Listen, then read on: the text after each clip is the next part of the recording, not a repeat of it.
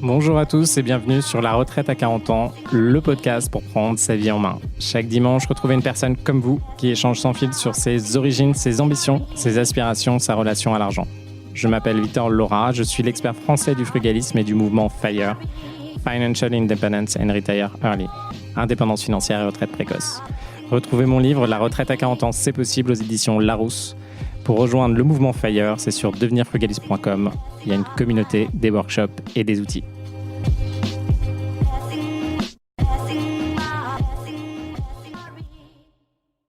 Bonjour à tous et bienvenue dans un nouvel épisode de La Retraite à 40 ans. Aujourd'hui, on va parler de comment faire du 33% par an en immobilier sans rien faire. Alors, je sais que ça paraît vraiment ambitieux.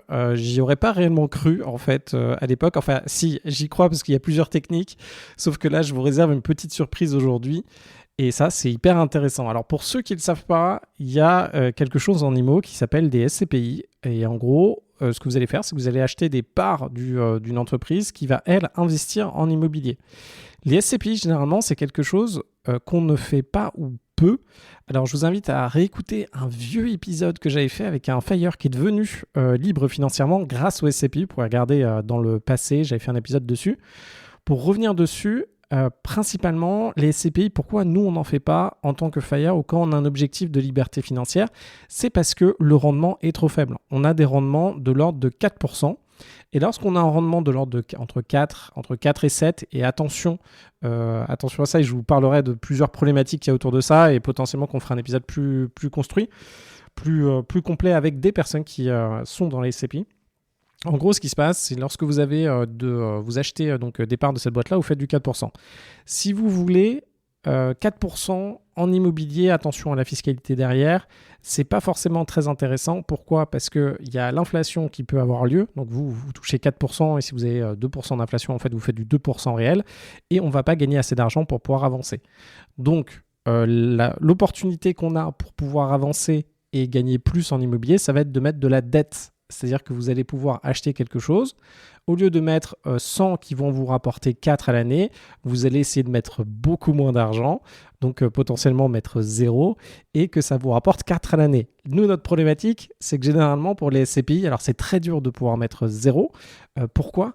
Parce que les banques vont vous demander de laisser de l'apport. Donc déjà, il faut réussir à financer les SCPI en crédit, et attention au crédit parce que ça impacte directement votre capacité d'endettement. Et après, ce que vous allez chercher à faire, c'est disons que vous voulez une SCPI, vous mettez 100, ça vous rapporte 4. Généralement, le crédit sera à 4%. Donc en fait, vous allez mettre 100 de crédit si vous arrivez à le faire à la financer en totalité, ce qui est très très dur en SCPI, et vous allez récupérer 0 parce qu'en fait, vous allez juste capitaliser dans le temps. Alors, c'est pas trop problématique si la SCPI tient et qu'en fait ça vous génère du patrimoine. Par contre, ça ne vous fait pas du cash flow. Si ça ne vous fait pas du cash flow, vous n'êtes pas en capacité justement d'avoir du 500, 1000, 2000, 3000, 5000 euros par mois qui vont vous permettre finalement de vous séparer de votre activité principale et de faire autre chose si ça vous intéresse ou d'être FIRE assez rapidement. Donc là, vous êtes quand même sur des projets où vous allez emprunter sur du 20 ans. Donc ça peut être un projet sur 20 ans où ça peut vous permettre d'augmenter votre patrimoine dans le temps, ce qui peut quand même être intéressant lorsqu'on n'a pas envie de mettre les mains dans le cambouis de l'immobilier. Parce qu'on se rappelle, l'immobilier, il y a toujours des actions. Encore une fois, ce matin, je traitais un dégât des eaux qui va relancer, refaire un lien. Bref, il y a des choses comme ça. Il y a les DPE, vous connaissez l'histoire. L'autre problématique des SCPI, j'avais regardé ça dans le détail. Donc, ce qu'il faut se rendre compte, c'est que là, il y a eu un énorme crash sur les SCPI. Alors, les SCPI faisaient indirectement... Alors, comment ça fonctionne ? Vous rentrez, donc il y a une valeur de part, vous achetez une part pour entrer dans les SCPI. Généralement, il y a des frais. Vous avez deux types de frais quand vous rentrez dans les SCPI. Vous avez les frais indirectement qui sont dus au CGP, parce que généralement, c'est vendu par un CGP, ou les frais de la SCPI en direct. Donc, généralement, les frais de la SCPI ou du CGP, enfin, la totalité des frais, ça va être de l'ordre de 10% minimum. Dans ces 10%, il y a 5% qui vont aller pour le CGP et pour la SCPI. Et de l'autre côté, il y a 5% en fait qui sont en frais de transaction, qui sont incompressibles parce que c'est des frais de transition de titre pour l'État. Il y a une imposition dessus sur ce type d'entreprise. Donc en réalité, vous avez de l'ordre de 10%. Ce qui se passe généralement, pendant pas mal de temps, les CGP touchaient 10% du montant.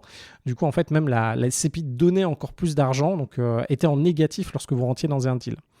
D'autres éléments où il faut faire attention, les SCPI pendant pas mal de temps, j'en ai étudié certaines. Celles qui marchaient très bien pendant une période, c'était des SCPI de bureau. Donc il y avait vraiment du rendement locatif sur le bureau en Europe et en France, ce qui aujourd'hui s'est grandement compliqué et ce qui s'est grandement rétréci. De l'autre côté, il y avait peu de SCPI qui étaient sur de l'habitation. J'avais regardé des SCPI sur l'habitation, c'est compliqué. L'habitation en tant que telle, si on veut le faire à grande échelle et que ce soit bien rentable sans mettre de la dette ou peu de dette, parce que c'était l'objectif des SCPI, c'est rarement vraiment rentable. Nous, ce qui fait que nos opérations sont rentables, c'est que le bien est rentable en tant que tel, c'est-à-dire qu'on a, on a un bien qui rapporte de l'argent et qui nous permet d'avancer, mais aussi c'est qu'on met de la dette dessus. On s'appelle l'immobilier sans dette, c'est quand même très compliqué d'avoir finalement quelque chose de vraiment intéressant. Et les SCPI ne montaient pas à des taux de dette que nous, on va aller chercher. Les SCPI étaient normalement, donc alors je pense que c'est écrit dans le rapport des SCPI que vous pouvez avoir, il y a des notions de dette qu'elles ont le droit de faire. Alors, ce qui s'est passé, c'est que pendant pas mal de temps, les SCPI vont valoriser les parts qu'elles ont en interne. Donc, elles vont faire une valorisation d'actifs d'un côté. Donc, elles vont mandater quelqu'un pour valoriser les immeubles qu'elles ont. Et de l'autre côté, elles vont faire une réconciliation avec le prix de la part et elles vont respecter un écart qui n'est pas supérieur. Alors, il faudra vérifier le détail, mais vérifier qu'en gros, la valeur de la part n'est pas vraiment éloignée à la valeur des assets dans la boîte. Qu'est-ce que ça veut dire ? Ça veut dire que si vous avez 2 immeubles à 2 millions d'euros qui sont valorisés par un expert extérieur, que les valeurs des parts de la SCPI font 2 millions d'euros. Sauf que ça, c'est un gros point. Donc, j'avais bien regardé à l'époque. En fait, ça m'intéressait de créer une SCPI à l'époque. C'est pour ça que j'avais regardé ça. Et en fait, en regardant ces valorisations et en regardant les SCPI, alors, je le sais bien parce que c'est assez compliqué de valoriser des biens immobiliers. Je suis bien placé pour en parler. Pour vous donner un ordre d'idée. Aujourd'hui, vous achetez un appartement à Paris qui fait 50 mètres carrés. Globalement, c'est relativement facile à pricer. Sauf qu'en fonction de à qui vous demandez de pricer le bien, franchement, vous pouvez avoir des écarts de 20, même de 40% sur un bien immobilier. Donc, attention. Et ce qu'on fait, en fait, c'est... alors, il y a ça sur un appartement à Paris, mais globalement, normalement, vous retombez sur le prix. Si vous allez, par contre, sur des immeubles, attention, vous allez sur des immeubles d'activité, vous allez sur des immeubles particuliers. Je suis bien passé pour le savoir. Par exemple, mon immeuble d'Ivry-sur-Seine. Mon immeuble d'Ivry-sur-Seine, la valorisation peut varier assez. Donc, elle peut être à 3 millions, elle peut être à 5 millions. Et ça, c'est compliqué. C'est-à-dire qu'il faut trouver le bon acheteur pour le bon produit. C'est comme d'habitude. Lorsque vous avez des boutiques dans une rue, vous prenez par exemple la rue de Rennes. En bas de la rue de Rennes, à Paris, c'est dans le 6e, vous avez une boutique qui a longtemps été occupée par Cartier. Donc, la boutique était occupée par Cartier, c'est-à-dire qu'il y avait des vitres avec du blindage. Il y avait la disposition de la boutique faisait que c'était très bien pour des objets de luxe. Et là, aujourd'hui, Cartier est parti, mais c'est Rolex qui a pris la suite parce que la boutique correspond parfaitement bien à ça. Donc, vous avez besoin, ce produit-là, à part des boutiques de luxe, vu l'emplacement et ce que c'est, ça va être compliqué de louer. Alors, je ne connais pas le loyer, mais à mon avis, il est assez conséquent. Ça va être compliqué de louer à quelqu'un d'autre. Et c'est pareil. Par exemple, vous avez des locaux d'activité. Vous avez construit. Donc là, je vous parle d'un cas concret dans le sud de Fire qui ont racheté, une entreprise d'échafaudage, je crois. C'est d'échafaudage à mon avis. Alors je crois que c'est d'échafaudage.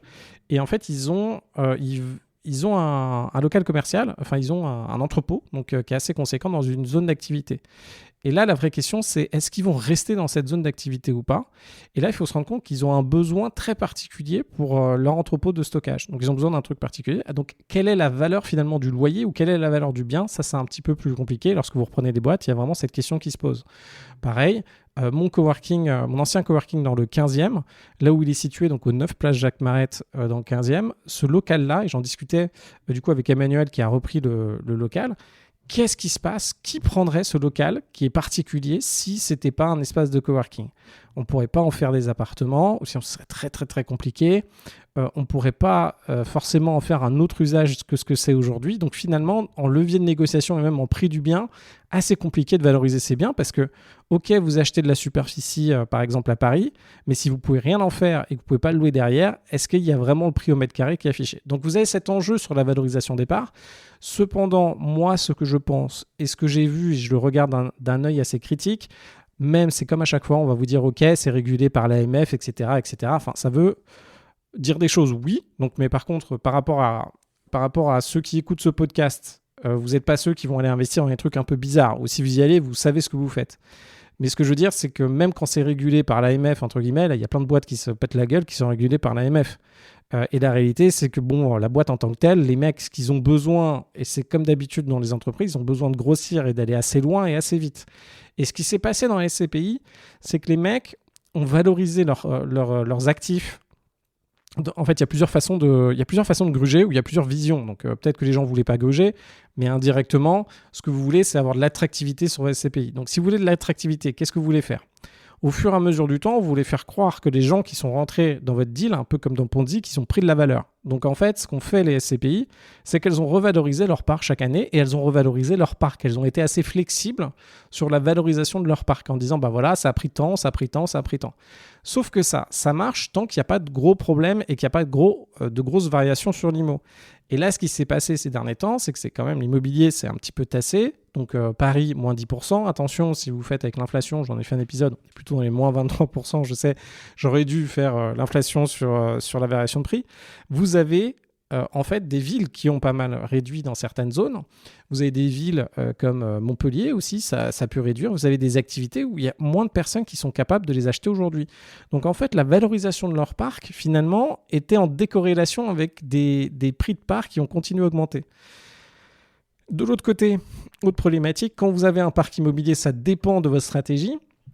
Vous avez une stratégie, donc l'immobilier, vous achetez, vous revendez, vous achetez, vous réparez, vous revendez, etc. Et de temps en temps, vous pouvez passer des actifs, vous l'achetez, vous l'exploitez, vous le revendez, vous ne faites pas les travaux. Le problème, c'est que quand vous êtes bloqué avec un actif, disons que vous voulez le revendre, vous savez que votre actif, vous dites votre actif, ok, il vaut 1 million d'euros. Là, si vous le revendez demain, c'est 700 000 balles. On ne vous proposera pas plus. Vous vous retrouvez stock avec l'actif, vous dites, ok, je vais peut-être pas faire un discount de 30%. C'est vous qui décidez, je ne vais pas faire un discount de 30% sur mon actif. Du coup, qu'est-ce que vous faites ? Vous le gardez. Mais là, malheureusement, qu'est-ce qu'il faut faire ? Faire des travaux. Vu que les normes évoluent aussi en parallèle, donc on peut vous imposer des normes supplémentaires. Donc là, par exemple, il y a des nouvelles normes qui arrivent sur les espaces de stockage, pour ceux qui sont dans ce milieu-là. Et bien, vous vous retrouvez à devoir faire peut-être 200 000 euros de travaux pour rester aux normes, pour pouvoir exploiter votre local, sachant que votre bien, vous n'allez sûrement pas le revendre 1 million, enfin vous essayez de revendre 1 million, si le marché se retourne, si les taux reviennent, si tout ça, ça fonctionne. Donc en gros, il y a eu tout ce micmac qui s'est passé ces derniers temps, donc entre des personnes qui, je pense, ont été très flexibles, elles ont temporisé énormément en fait, la valorisation de leurs actifs était surévaluée, sous-évalué les travaux.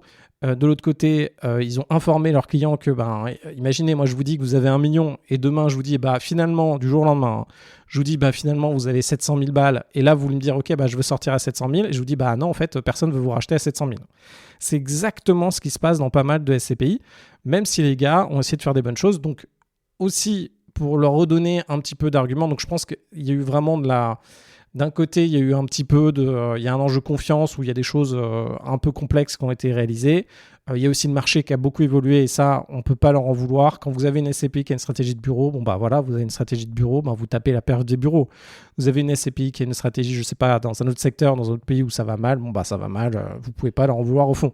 Mais il y a quand même eu cette attente où les personnes ont cru pendant un grand nombre d'années qu'elles avaient beaucoup d'argent, que ça avait pris de la valeur et beaucoup, alors qu'en réalité, ça vaut beaucoup moins. Là, ce qui se passe aujourd'hui, il y a des SCPI qui ont des carnets d'ordre. Qu'est-ce qui se passe ? En fait, il y a des vendeurs, il y a des personnes qui sont stuck dans des SCPI, qui ont des parts et qui se disent « je veux sortir ». Donc peut-être qu'elles ont mis 100 000 euros à un moment. Globalement, dans les SCPI, on est sur des profils plutôt entre 30 et 60 ans, 65 ans. Et c'est des personnes qui vont mettre minimum 10 000 euros dans un invest. Globalement, on peut mettre moins, mais c'est globalement du 10 000 euros, voire plus. On va mettre du 30, 50 000 euros dans un invest. Ces personnes ont peut-être 100 000 euros. Prenons 100 000 euros, c'est plus simple. Elles ont 100 000 euros stock dans la SCPI. Elles ont des projets à faire. Peut-être qu'elles ont envie de financer les études de leurs petits-enfants. Peut-être qu'elles ont envie d'acheter une résidence secondaire. On en reparlera. On parlera des résidences secondaires d'ailleurs. Peut-être qu'elles ont envie d'investir dans des résidences secondaires et qu'elles veulent sortir 100 000 euros. Donc, qu'est-ce qu'elles font aujourd'hui ? Elles contactent. En gros, il y a un marché interne, c'est pas comme la bourse. Là, aujourd'hui, vous voulez vendre des actions, donc il y a les REITs, mais vous voulez vendre des actions, par exemple, de Total. Vous cliquez vendre, vous mettez votre prix plancher, vous vendez au prix actuel, vous vendez vos actions de Total en quelques secondes, c'est fait quand la bourse elle est ouverte. aujourd'hui, la problématique des SCPI, c'est qu'en fait, le carnet d'ordre est géré en interne par la SCPI et il n'y a pas tant de gens que ça qui veulent racheter des SCPI. Imaginez aujourd'hui à quoi ça ressemble. Ça fait scandale. Le truc, on a crié sur les SCPI, on a tiré à balles réelles, on leur a dit que c'était surpayé, que c'était trop cher, que ça allait pas, etc. Il y a plein d'arguments qui étaient, qui vont amener à la situation d'aujourd'hui, donc les gens ils paniquent un peu. Mais ce qui fait qu'il y a des gars qui aujourd'hui ont leurs 100 000 balles dans les SCPI, ils veulent sortir vraiment. Et ils sont OK de sortir pour 50 000 euros. Ils sont OK de sortir pour 30 000 euros. Ce qui fait qu'une SCPI qui normalement vous verse du 4 par an, là aujourd'hui, elle va vous verser du 14 par an. Et là, ça change tout. Ça change la totalité. Vous vous rappelez, nous, ce qui nous intéresse, c'est de la perf et d'avoir un actif qui est sécure pour l'avenir. Donc là, avant, vous mettiez 100 dans une SCPI, vous récupérez 4. Aujourd'hui, vous pouvez mettre 100 et vous pouvez récupérer 14.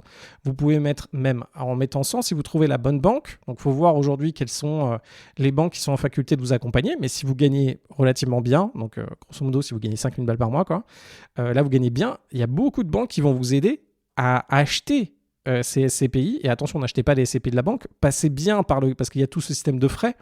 Là aujourd'hui, vous pouvez du coup mettre 30, donc vous empruntez 70, vous mettez 30 et vous touchez 10 par an. Je vous fais un calcul grosse marge. En gros, sur les 14, vous allez avoir 4. Si vous mettez 100, vous touchez 14, vous allez avoir 4 de financement. Du coup, si vous mettez 30, vous avez 4 de financement, vous allez mettre vous allez toucher du 10. À revoir les calculs. Et ça vous permet de faire du 33% par an. Donc là, on arrive vraiment à un stade où finalement, on a de l'immobilier, mais vraiment sans rien faire. C'est-à-dire qu'on se rappelle, dans l'immobilier sans rien faire, il n'y a pas mieux que les entreprises d'immobilier cotées en bourse. Ça, je pense que c'est ce qu'il y a de mieux. Mieux en termes de... Il n'y a absolument rien à faire, vous pouvez revendre quand vous voulez. Et attention, parce que vous avez des fluctuations de la bourse quand même. Et après, il y a les SCPI, parce que là, vous avez vu, il y a cette question de carnet d'ordre pour rester bloqué si personne ne rentre dedans. Mais grosso modo, là, vous commencez à avoir un méga bon deal. Donc là, c'est coup de fusil, comment vous faites ? Alors, soit vous me contactez sur Insta, sur LinkedIn, et je vous envoie la SCPI là, qu'il faut closer. Là. Sinon, ce que vous faites, c'est vous regardez les SCPI là, qui sont actuelles, vous regardez les grosses SCPI, vous les contactez, vous leur demandez s'ils ont un carnet d'ordre et comment ça se passe, et vous chopez, vous faites des coups de fusil, vous dites « Ok, moi je vais me positionner à moins 50, moins 70% par rapport à la valeur de la part ». Ils vont vous dire, faites une offre si vous voulez, et vous faites des offres. Et là, vous récupérez, il y a un méga deal à faire, quoi. Oh là là, si j'étais dans mes jeunes années, qu'est-ce que je ferais là ? Peut-être que je remonterais un petit véhicule d'invest, là. Oh là, est-ce qu'on se réchaufferait pour faire un petit SPV et qu'on aille récupérer toutes ces SCPI, quoi ? Parce que vous imaginez, là, vous faites une opération purement financière, ça c'est cool. Attention, quand vous regardez regardez bien le contenu des SCPI. Aujourd'hui, les SCPI sont obligés, et c'est ça qui est intéressant aussi. D'ailleurs, je vous encourage à regarder ça pour ceux qui sont intéressés pour investir. Alors bon, les SCPI achètent des choses particulières, mais vous pouvez regarder le détail de ce qui a été acheté par les SCPI. Donc, pour regarder le détail des immeubles, vous pouvez descendre à l'immeuble, vous avez même normalement l'adresse de l'immeuble. Après, vous n'avez pas exactement à quoi ressemble l'immeuble en interne, et là, il faut leur faire confiance sur les travaux. Donc là, il y a quand même une petite notion sur les travaux, et vous pouvez vous-même refaire les valorisations des immeubles si vous voulez. Donc ceux qui sont habitués à faire ça, sinon vous venez en coaching avec moi, je vous apprends tout ça. Mais en gros, là, il y a des coups à jouer. Il y a des vrais coups à jouer sur les SCPI en ce moment. Je vous partage ça. Allez-y, je pense que ça va... Alors, est-ce que ça va durer ? Je pense que des gens un peu smart comme nous vont y aller. Donc, si je vous en parle, c'est qu'il faut y aller maintenant. Et dans l'immobilier, quels seront les prochains gros changements ? Il y a quand même un intérêt à se positionner aujourd'hui pour avoir des crédits pas chers, parce qu'on risque d'avoir des crédits un peu plus chers, mais à voir, en fonction de comment va évoluer la guerre, tout ça, le pétrole, machin. On risque d'être impacté. Mais de toute façon, cet impact qu'il y aura plus tard se reflètera sur les taux. En gros, en réalité, c'est un petit peu comme l'inflation. Disons que vous achetez, ça je vous en ferai peut-être un épisode, mais si vous achetez par exemple une maison à Miami, vous achetez un appartement à Miami. Donc attention, Miami, hautement spéculatif, donc quand il y a des crises, il faut acheter, et quand ça se passe bien, il faut vendre, quoi. Et attention aux taxes foncières aussi à Miami. Mais en gros, vous achetez, disons que le dollar, il vaut 1 euro. Donc vous achetez une maison pour 1 million d'euros, donc 1 million de dollars. Vous l'avez payé 1 million d'euros. Demain, le dollar dévisse, il vaut 0,5 euros. Vous revendez votre maison 1 million de dollars, mais en fait, vous ne retouchez que 500 000 euros. Et en fait, cette variation de monnaie, vous la retrouvez exactement en immobilier, en variation de taux en réalité. Je l'avais fait à un moment les calculs, mais il faut juste faire attention. En fait, ça dépend comment vous achetez. C'est pour ça qu'il ne faut pas acheter avec du cash, entre guillemets, réel. Il vaut mieux acheter avec du crédit. Quand vous achetez avec du crédit, en fait, vous vous confrontez à une variation de taux. Et ce qui fait que si vous achetez un bien 100 000 euros, mais que vous l'achetez à 1% de crédit, ça revient à l'acheter à 70 000 euros. En fait, vous avez si le taux de crédit est à 4%. C'est-à-dire que vous avez des variations qui vous permettent de voir le coût de l'argent avec lequel vous l'avez acheté. Donc, quand vous achetez avec des taux bas, vous couvrez finalement contre une baisse de l'immobilier à terme. Rappelez-vous de ça. J'essaierai de vous faire quelque chose ça vous intéresse, de simple là-dessus. Mais en gros, je vous encourage fortement à acheter à crédit, comme d'habitude. De toute façon, l'immobilier sans crédit, moi, je pense que c'est pas assez intéressant. Et votre argent, rappelez-vous, vous devez toujours stocker votre argent. Toujours stocker votre argent, c'est ce qui vous permettra, dans plein de situations, d'avoir des solutions. Et bien voilà, je vous souhaite une très bonne journée. N'hésitez pas à me laisser des commentaires encore, même si vous avez déjà laissé des commentaires, laissez-moi des petits commentaires. Je vous remercie, ça m'encourage beaucoup. 5 étoiles aussi sur Adobe Podcast. Je regarde les commentaires, donc allez-y vraiment. Prenez le temps juste sur Adobe Podcast de me laisser un petit commentaire pour que je puisse le lire. Un petit 5 étoiles et je continue à vous dénicher des bons plans. Salut tout le monde.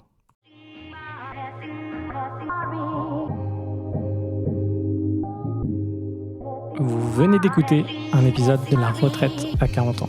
N'hésitez pas à en parler autour de vous, à vous abonner, à rajouter 5 étoiles et à mettre un petit commentaire. Ça nous aide vraiment beaucoup. Pour être informé des nouveautés, rendez-vous sur devenirfrugaliste.com. Une question, je réponds sur LinkedIn, Victor Lora, Lora. Et surtout, n'oubliez pas, vous êtes déjà au top. À très vite.